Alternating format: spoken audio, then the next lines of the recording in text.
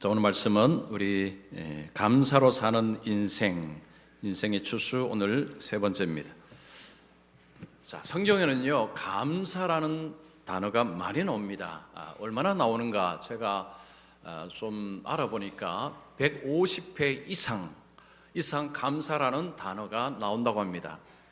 왜 이렇게 감사라는 단어가 많을까요?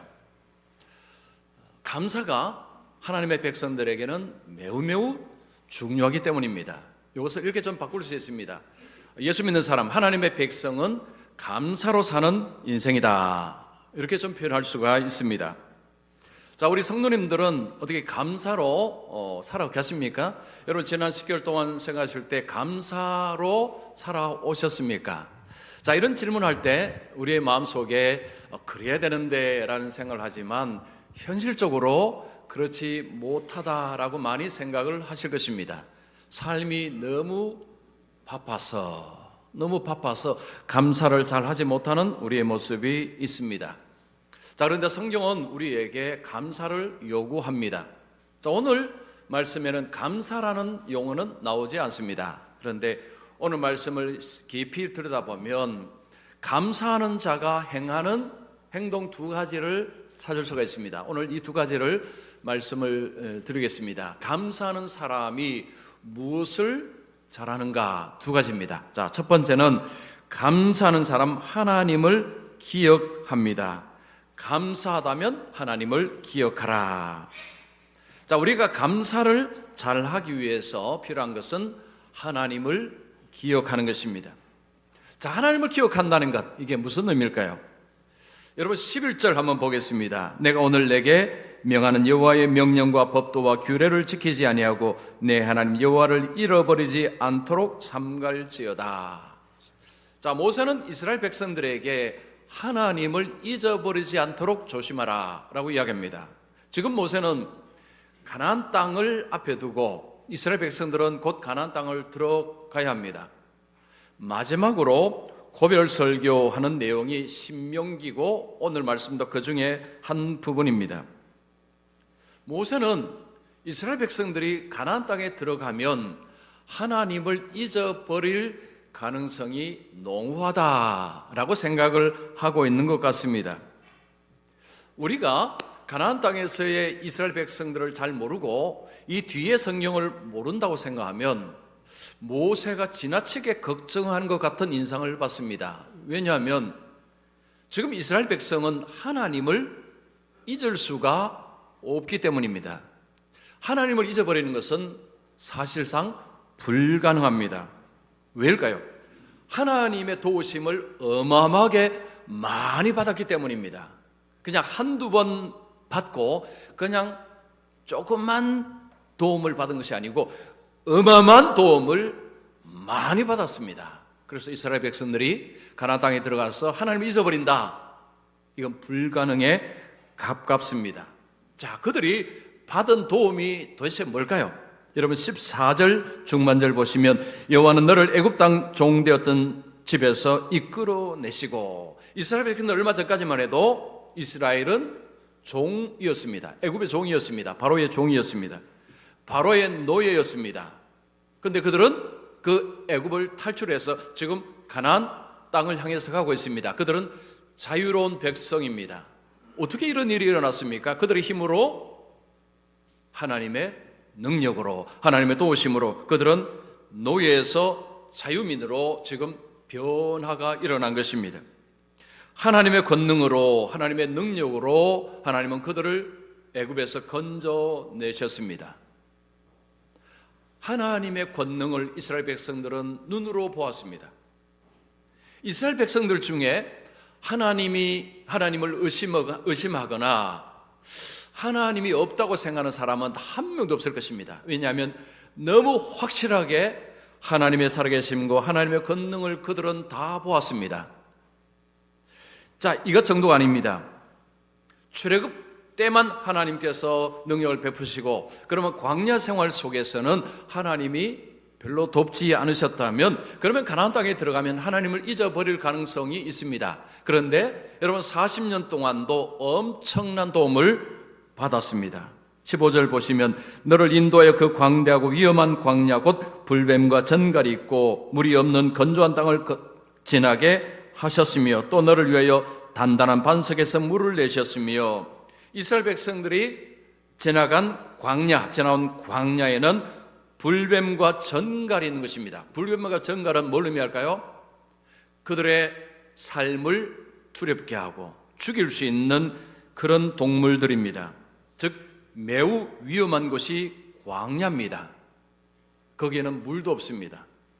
물도 없는 불뱀과 전갈이 가득한 그 광야를 그들이 지나왔습니다. 뭘 의미할까요?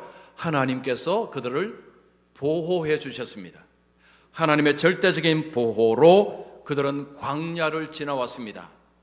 물은 하나님이 반석을 통해서 물을 공급하셨습니다. 이뿐이 아닙니다. 16절에 보면 내 조상들도 알지 못하던 만나를 광야에서 내게 먹이셨나니 하나님은 하늘에서 만나를 그들에게 주셨습니다.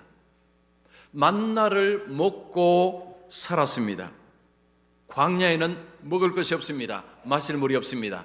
하늘에서 만나를 반석에서 바위에서 하나님은 물을 내셨습니다. 그들은 하나님의 능력을 체험했습니다. 한두 번이 아닙니다. 어마어마하게 체험을 했습니다. 그런 그들이 어떻게 하나님을 잊어버릴 수 있겠습니까? 그것은 사실상 불가능합니다. 만약에 우리 성도님 중에 한 분이 한번 이런 생각을 해보십시오. 시골에서 서울로 올라왔습니다. 서울에 정착하고 있어 왔습니다. 서울에 아는 사람이 아무도 없습니다. 너무 힘듭니다. 그런데 어떤 사람이 우리 성도님을 불쌍히 여겨서 일자리도 주선해주고 또 어려운 일 있을 때 이런저런 도움을 주었습니다. 그래서 서울에 정착을 할 수 있었습니다. 자, 그렇다면 여러분 도움을 준 그분을 평생 잊을 수 있겠습니까? 불가능하죠. 여러분 철마다 추석이나 설마다 찾아가서 고마움을 표현할 것입니다. 보통 사람들이 하는 것입니다. 늘 마찬가지입니다. 이스라엘 백성들이 출애굽할 때에 광야에서 경험한 하나님은 어마어마한 능력의 하나님이었습니다. 그런 하나님을 가나안 땅에 들어가서 잊어버린다. 불가능한 이야기죠. 어떻게 그런 일이 일어날 수 있겠습니까? 그런데 모세는 너희들이 그럴 수 있다라고 경고를 합니다. 자, 그러면 아니 무엇 때문에 왜 하나님을 잊어버린다고 할까요? 바로 그들에게 풍요가 주어지면 이 풍요가 하나님을 잊게 만들 수 있다라고 이야기합니다. 여러분 12절 13절 보시면 내가 먹어서 배부르고 아름다운 집을 짓고 거주하게 되며 또 내 소와 양이 번성하며 내 은금이 정식되며 내 소유가 다 풍부하게 될 때에 이스라엘 백성들이 가나안 땅에 들어가면 농사를 짓습니다. 삶이 좋아집니다. 이제 먹을 것 걱정하지 않습니다. 마실 물 걱정하지 않습니다. 출애굽하고 나서 광야 생활할 때에 그들은 삶이 불안정했습니다. 먹을 것이 눈에 저장이 되어 있지 않았습니다. 그런데 가나안 땅에 들어가면 부족하지도 않습니다. 불안정하지도 않습니다. 먹을 것이 널리 있습니다. 삶이 안정됩니다. 이러면 하나님을 잊어버릴 수 있다라는 것입니다. 자, 여기서 우리 이런 질문 한번 해볼 수 있습니다. 왜 풍요로움이 하나님을 잊게 만들까요? 왜 사람들은 가난한 삶에서 풍요로워지면 하나님을 잊어버릴까요? 여러분 왜 그렇다고 생각하십니까? 모세는 왜 그런지 이유를 설명합니다. 교만해졌기 때문입니다. 14절 보십시오. 내 마음이 교만하여 내 하나님 여호와를 잊어버릴까 염려하노라. 왜 가난한 상황에서 부한 상황이 되면 하나님을 떠나버리느냐, 하나님을 잊어버리느냐? 이유는 마음의 질병이 생기기 때문입니다. 그 질병은 교만입니다. 여러분 교만은요 죄입니다. 마음의 질병입니다. 교만이 무엇입니까? 교만은 하나님보다 나를 높이는 것입니다. 교만은 자기를 높이고 자랑하는 것이 교만입니다. 이 교만한 사람들은요 모든 이룬 것, 가진 것 전부 내가 노력하고 내가 애써서 거둔 것이라고 이야기합니다. 이것이 교만입니다. 여러분 17절 보시면 내가 마음이 이르기를 내 능력과 내 손의 힘으로 내가 이 재물을 얻었다 말할 것이라. 그들이 가나안 땅에 들어가서 이제 먹고 살 것들이 풍성해질 때 그들은 입에서 이런 이야기를 한다는 것입니다. 내가 열심히 일해서 내가 밤잠 안 자고 노력해서 다 얻은 것이다. 즉 내 공로다라는 것입니다. 하나님을 잊어버린다는 것입니다. 여러분 풍요로움이 왜 하나님을 잊게 만들고 왜 교만하게 만들까요? 풍요는 하나님을 찾을 필요를 없도록 만들기 때문입니다. 없는 상황에서는 없으니까 하나님 찾습니다. 주님 이거 주시옵소서라고 기도합니다. 근데 있습니다. 그런 기도 할 필요가 없습니다. 하나님을 찾지 않습니다. 눈앞에 삶 속에 필요한 것들이 이미 공급되어 있으면 하나님을 굳이 찾을 필요성이 없다는 것입니다. 그래서 예수님께서는 부자가 천국 들어가는 것이 어렵다라고 이야기합니다. 자, 우리 마태복음 19장 24절 우리 같이 한번 읽겠습니다. 시작.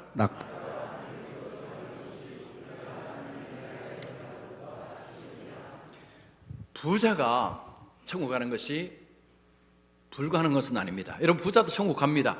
그런데 부자들 중에 천국 못 들어가는 사람이 많다는 것입니다. 부자도 천국 들어갑니다. 그래서 그 돈을 하나님 주신 것으로 생각하고 주님의 나라의 영광을 위해서 주님의 뜻을 향해서 많이 잘 쓰는 부자들도 있습니다. 그러나 많은 부자는 그렇게 하지 않습니다.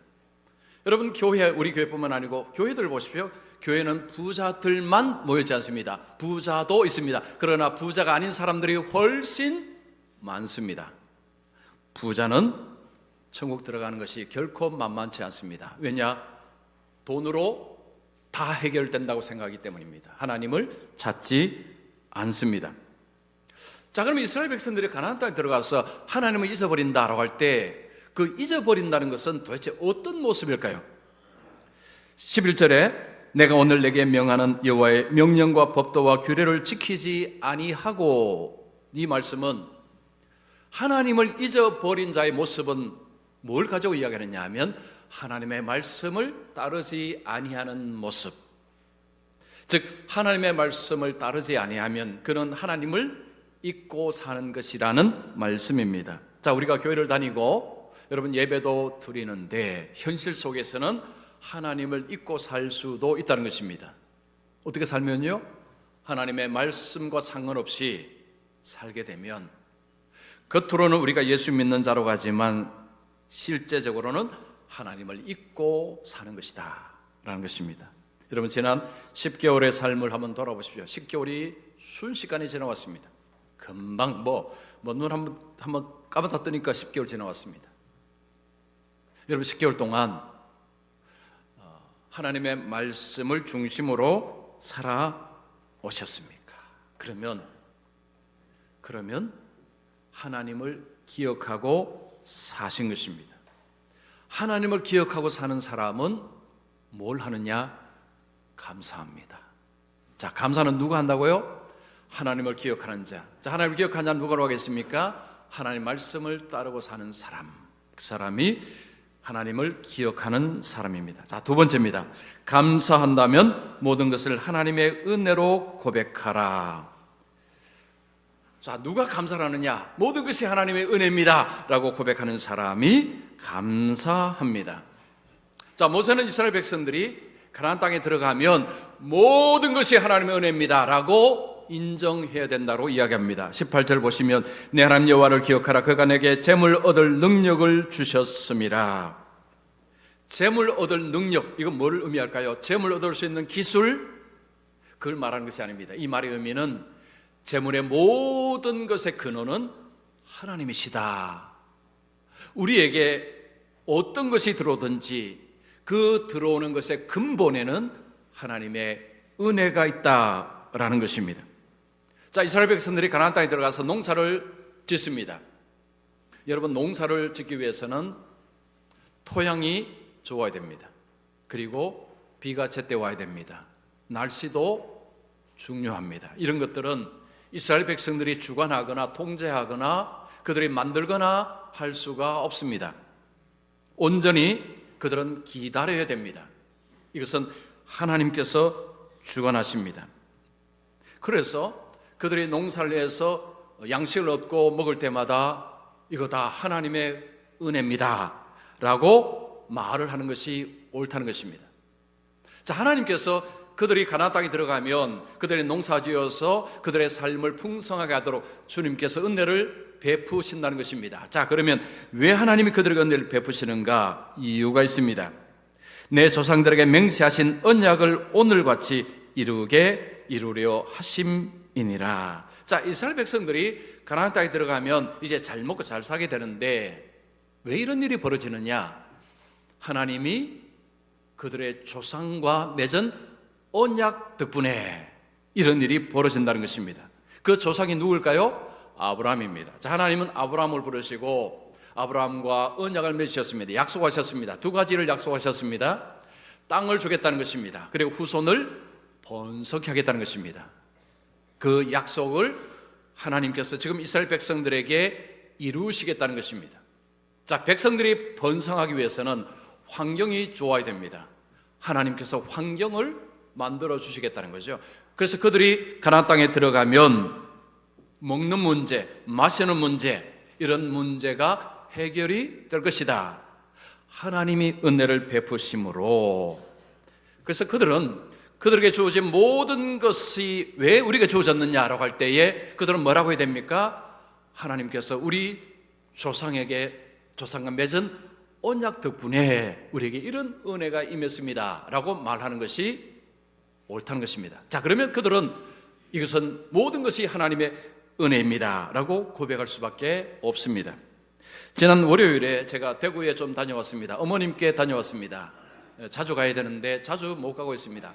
어머님 만나서 이제 같이 식사하고 뭐 대화하고 왔습니다. 어머님이 원래 연세가 90입니다. 예, 90인데 상당히 건강하십니다. 그래서 지금 형님 집에 계시고요. 대구 누님과 함께 이제 어머님 모시고 식사하고 누님 집에서 이런저런 이야기를 했습니다. 그러니까 어머님이 저와 이야기할 때 늘 하시는 이야기 있습니다. 네가 목회하는 것은 전부 하나님의 은혜다라는 것입니다. 그러면서 하시는 이야기가 할머니 이야기를 꼭 하십니다. 너 할머니가 얼마나 기도했는지 모릅니다. 그러니까 우리 할머니가요, 문중에서 일찍 예수 믿고 엄청난 핍박을 받았습니다. 그런 가운데서도 끝까지 믿음으로 기도로 사신 것을 어머님께서 이야기했습니다. 그리고 너 아버지 시골에서 목회하면서 자녀를 위해서 너를 위해서 얼마나 기도했는지 모른다. 너는 할머니 아버지의 믿음과 기도로 산다고 생각해라. 네 목회는 하나님이 할머니를 통해서 아버지를 통해서 베푸신 은혜 속에 목회한다고 생각하라 라고 종종 자주 이야기합니다. 처음에 제가 목회할 때는 그 말이 가슴으로 오지 않았습니다. 왜냐하면 뭐 내가 열심히 해야지 뭐 그런 생각이 들었습니다. 근데 제가 이제 20년을 훨씬 더 하니까요, 그 말씀이 옳다라고 제가 인정합니다. 목회를 해보니까 제가 어떤 능력이 아니고요, 이게 순전히 하나님의 은혜라는 그런 일들이 너무 많았습니다. 그래서 저는 어머니의 말씀을 들은 100% 수긍합니다. 전부 하나님의 은혜다라고 고백을 합니다. 여러분, 우리가 우리의 삶을 하나님의 은혜다, 전적인 하나님의 은혜다라고 고백하는 것이 결코 쉽지가 않습니다. 왜냐하면 우리도 열심히 했거든요. 열심히 공부하죠, 학생들. 또 직장인 열심히 일합니다. 사업을 하면 열심히 또 사업합니다. 다 열심히 살아갑니다. 그런데 하나님의 은혜라고 하면 나는 내가 수고한 것은 이거 아무것도 아니란 말이냐, 이런 생각이 드는 것입니다. 그래서 우리가 모든 것이 하나님의 은혜라는 것을 고백하는 것은 결코 쉽지 않습니다. 그런데 우리가 이렇게 고백할 수 있는 근거는 삶의 모든 기반, 그 기반은 하나님께서 베푸신 그 은혜 속에 있기 때문에, 그래서 모든 것이 하나님 은혜를 고백하는 것입니다. 제가 며칠 전에 병원 갈 일이 있었습니다. 제 병 때문에 간 게 아니고요, 병원에 갈 일이 있었는데 병원에 가서 그 아파하는 분들을 보면서 저분들도 아프고 싶어서 아픈 분들은 한 분도 없을 텐데라고 생각했습니다. 여러분, 누가 아프고 싶어서 아픈 사람이 누가 있겠습니까? 그런데 여러분, 우리가 아프면 깨닫는 게 한 가지가 있죠. 평소에 걸어 다니는 것, 평소에 이거 움직이는 것, 이거 전부 당연한 것이 아니다라는 것을 깨닫습니다. 병원에 가기 전에는요, 뭐 손가락 세고 뭐 이렇게 잡고 뭐 먹고 전부 당연합니다. 그런데 이것들이 안 될 때, 그때는 이것이 당연한 것이 아니구나, 은혜구나 라는 것을 생각합니다.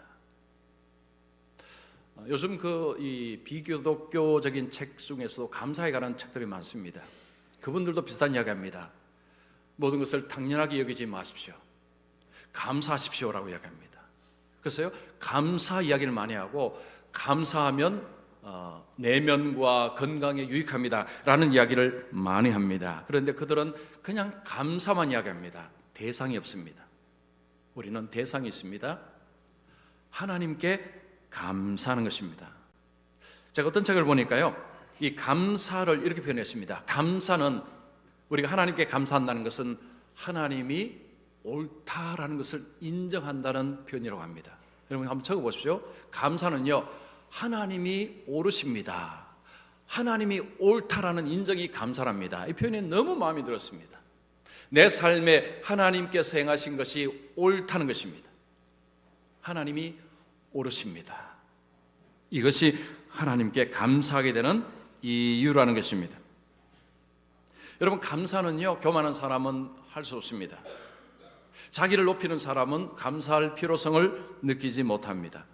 감사는 겸손한 자가 합니다. 그런데 하나님은 겸손한 자에게 은혜를 베푸십니다. 그래서요, 이 겸손은요, 은혜 위에 은혜를 받는 방식입니다. 자, 우리 베드로전서 5장 5절 말씀 우리 같이 읽습니다. 시작. 하나님은 교만한 자를 대적하시되 겸손한 자들에게는 은혜를 주시느니라. 은혜 선순환의 길은 결국은 모든 것이 하나님께서 주신 선물입니다. 하나님의 은혜입니다 라고 자신을 낮출 때 또 하나님의 은혜가 내려온다는 거죠. 은혜를 받아서 모든 것이 하나님의 은혜입니다 라고 하니까 또 하나님의 은혜 주신, 이게 은혜가 계속 선순환, 계속 된다는 말씀입니다. 지난주에 제가 저도 숙제를 해야 될 거 아닙니까? 그래서 숙제를 했습니다. 숙제했는데요. 제가 이거 하면서 깨달은 것이 하나가 있습니다. 이렇게 쓰다 보니까 이게 어쨌든 빼고 있으니까 좀 많이 써야 됩니다. 이렇게 좀 많이 쓰다 보니까요. 제가 쓰면서 뭘 하는 거 하니까 그때 힘든 것, 어려웠던 것들을 계속 그냥 의도적으로 쓴 게 아니고 그냥 그게 많이 적었습니다.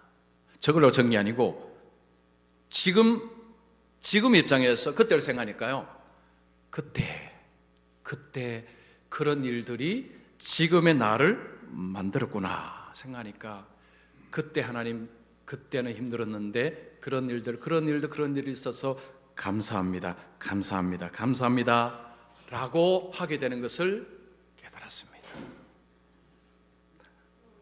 자, 안 하신 분들은 해보십시오. 그 뇌과학이 요즘 그런 이야기입니다. 이게 적으면요, 이게 기억력이 좋아지고 그리고 생각이 분명해진다고 합니다. 그래서 적는 것을 많이 권장을 합니다. 그래서 이 감사라는 것도 그냥 우리가 입으로도 할 수 있지만 이렇게 적어보니까, 제가 해보니까 진짜요, 모든 것이 은혜구나, 지금 내 인생이 모든 것이 은혜구나 라는 고백이 절로 나올 수밖에 없었습니다. 여러분도 꼭 해보십시오. 이렇게 한번 적어보시면 모든 것이 하나님의 은혜구나, 모든 것이 하나님의 은혜구나 라는 고백을 하실 것입니다. 정상적인 보통 상태에서는요, 이런 고백이 안 나옵니다. 내가 열심히 했는데, 내가 열심히 살았는데, 내가 열심히 공부했는데 뭐가 다 하나님의 은혜야 라고 생각됩니다. 근데 적어보면요, 지금까지 인생을 하나 이렇게 적어보면 다 은혜입니다. 모든 것이 은혜입니다. 다 은혜입니다. 그때는 왜 이런 일이 나에게 일어났을까? 왜 이런 불행이 나에게 일어났을까라고 생각을 하면서 원망할 때도 당연히 있죠. 지나와 보니까, 지금 돌이켜서 적어 보니까 그때와 생각이 바뀐 것입니다. 그것도 은혜였다는 거죠. 과거의 고난도 은혜였다는 것입니다. 여러분, 이 감사를 한다는 것은 겸손하다고 말씀드렸죠. 그러면 감사를 잘하기 위해서는 매일 많이 적을 필요는 없지만 조금씩이라도 한번 감사를 적어 보시면 좋겠습니다. 하루에 한 개 아니면 두 개, 세 개, 숫자는 본인이 정하시든 간에요. 감사를 한번 적어 보면, 그러면 오늘도 모든 것이 하나님의 은혜 속에서 살아왔구나 라는 고백을 분명하게 반드시 하실 것입니다. 여러분, 감사로 사는 인생은 첫 번째로 하나님을 잊어버리지 않습니다. 하나님을 기억합니다. 감사로 사는 인생은 모든 것이 하나님의 은혜입니다 라고 고백하며 살아갑니다.